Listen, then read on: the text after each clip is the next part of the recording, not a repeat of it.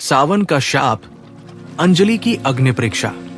कल्पना कीजिए, सावन की बरसती रात, बादलों की गड़गड़ाहट, मंदिर के घंटे और घनी हवाओं में बसा हुआ कोई ऐसा रहस्य जिसे कभी सुनो तो मन बेचैन हो जाए, रोंगटे खड़े हो जाए।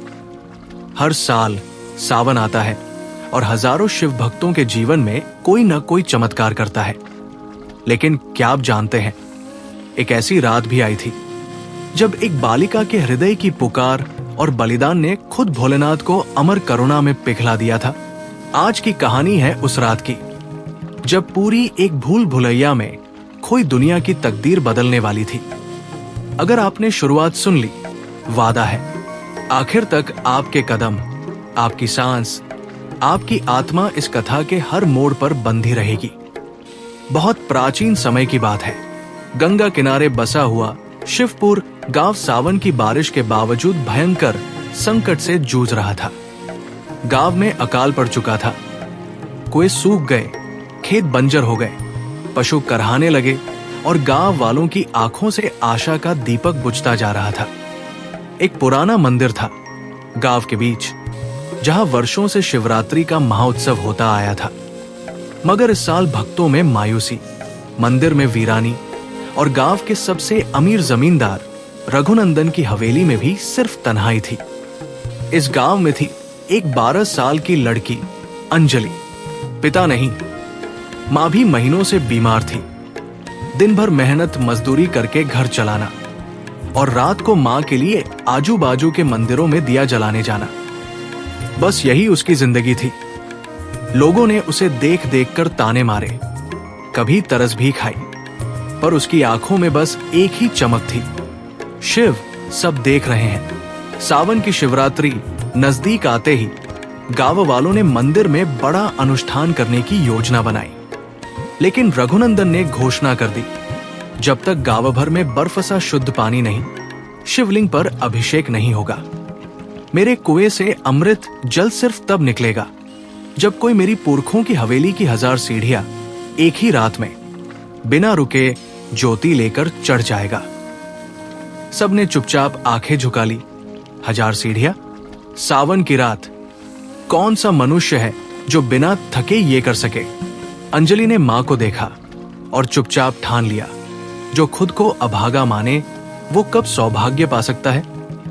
पूर्णमासी की रात, शिवरात्रि का उत्सव, और अंजलि सिर पर जल, हाथ में ज्योति, तूफान सी हवाओं में, अंगारों सी बारिश में सीढ़ियां चढ़ने लगी।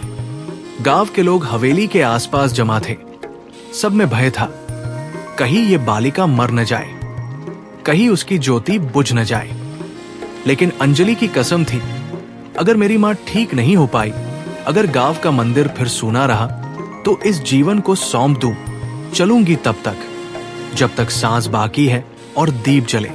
हर 10 सीढ़ी पर उसका शरीर लड़खड़ाने लगता, पांव छिल गए, माथे से खून बहने लगा, लेकिन वो रोई नहीं। रास्ते भर लोगों के खींचे ताने गूंज रहे थे, ये क्या कर लेगी, भगवान सबकी नहीं सुनते।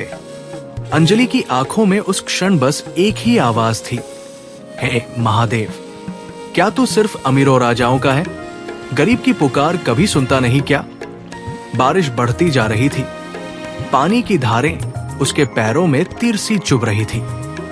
अंधेरी हवेली की 1000वीं सीढ़ी भी अभी दूर थी। उतनी ही देर में एक भयंकर गर्जना हुई, जैसे गगन फट गया हो।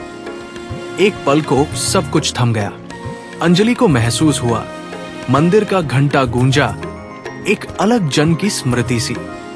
उसने ज्योति सहेजी, उठी, फिर दौड़ी।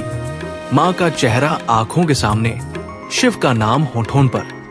फिर अचानक जमींदार के कुत्ते आ गए सामने, औरत का डरावना अट्टहास। अंजलि डगमगा गई, लेकिन दीप बुझा नहीं। उसने दोनों हाथों में जल की सुराही कसी और हर हर महादेव चिल्लाकर दौड़ती रही। गांव के लोग देखते रहे। कोई पुकार रहा था, काश ये बच्ची रुक जाए। कोई कह रहा था, बेटा मर जाएगी। लेकिन सब उसकी हिम्मत देख मौन हो गए। 1000वीं सीढ़ी पर पहुंचते ही उसके दोनों पांव छिलकर लहूलुहान हो गए। अंजलि वही शिलाखंड पर बैठ गई। ज्योति कांप रही थी। पानी की सुराही से कुछ बूंदें टपक रही थी। उसी क्षण एक विचित्र प्रकाश फैल गया, मंदिर के शिखर से सीधे हवेली तक, जैसे खुद शिव की आंखें उस रात खुल गई हों। रघुनंदन की हवेली का बड़ा जलकुआ अपने आप फट पड़ा, निर्मल जल उमड़ पड़ा। गांव के लोग दौड़े दौड़े मंदिर पहुंचे। वहां शिवलिंग पर अपने आप जल गिरने लगा। हवाओं में केसर और धूप की सुगंध तैर गई।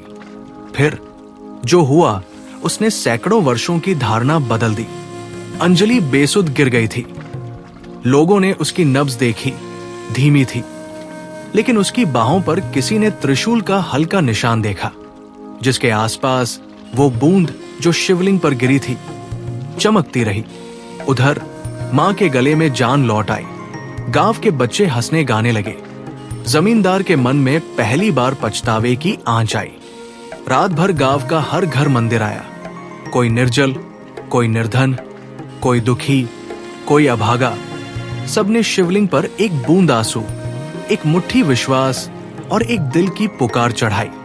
मंदिर का सर्वोत्तम प्रसाद उसी अंजलि के घर पहुंचा, जिसे लोग आज भी शिवपुत्री कहते हैं।